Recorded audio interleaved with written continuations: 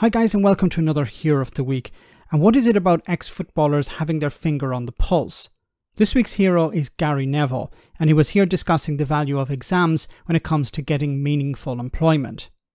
He also attacked Rishi Sunak over the Tory party's attempts to remove so-called useless university courses. But the main point I think Gary hits the nail on the head with is the pointlessness of a 2-hour exam to judge someone's competence in a particular area. Take it away, Gary. Is there anything that jumped out at you in that conversation, Gillian Keegan? Yeah, I mean, the fact that she said that they make it easier for disadvantaged students, I don't believe that to be true. Go on, expand on that. Well, I mean, Rishi Sunak, I think only a few weeks ago, said that he was going to drop low-quality courses. What does that mean? I mean, does that mean sports science? Does that mean courses where people can go and sort of, if you like, get a career in something that they would, You talk about people from disadvantaged communities, the likelihood is that those students are going to be doing what he describes as being those low-quality courses, and he's saying that he wants to make it more difficult for students to go to university who are doing those courses, so to prevent people going into higher education. And then I have a different belief around exams. I don't believe you should work for 16 years at school and at college, and then it all depend upon a 2-hour assessment. I think it's prehistoric. I honestly believe that it needs ripping up. I think you should be judged over your body of work.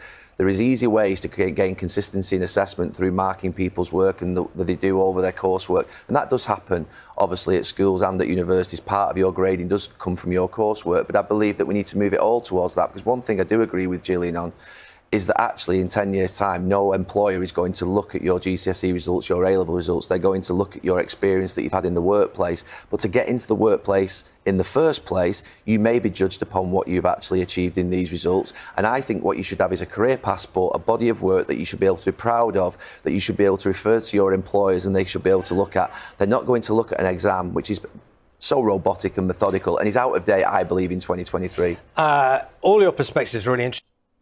100% agreement. If you look at somebody's body of work, if an employer is saying, okay, I want to employ somebody, I want to look at what they have achieved over the last number of years. What have you done at university? What have you done at school? What can you present to me as something you have produced? And if it's just an exam, well, it means nothing. But if you can actually present something, here is a portfolio of the work I've done, or here is a few examples of things I've achieved, or here is a report on my coursework over the last number of years from the university, from the college, from the high school or whatever. This is much more useful to an employer. But also, students are more engaged if it's a long-term process, as opposed to a 2-hour exam. How many people have sat exams when they, were suffering from the flu, or, had recently lost a loved one, or were just not feeling great that day, and that impacted their ability to get a good grade, and that good grade or bad grade follows them for years. It shouldn't be like that. It should be a case of you do project work, you do study for a number of years, and you're able to continually be assessed, and you'll have ups and downs or whatever, but at the end you'll be able to present something that you have done.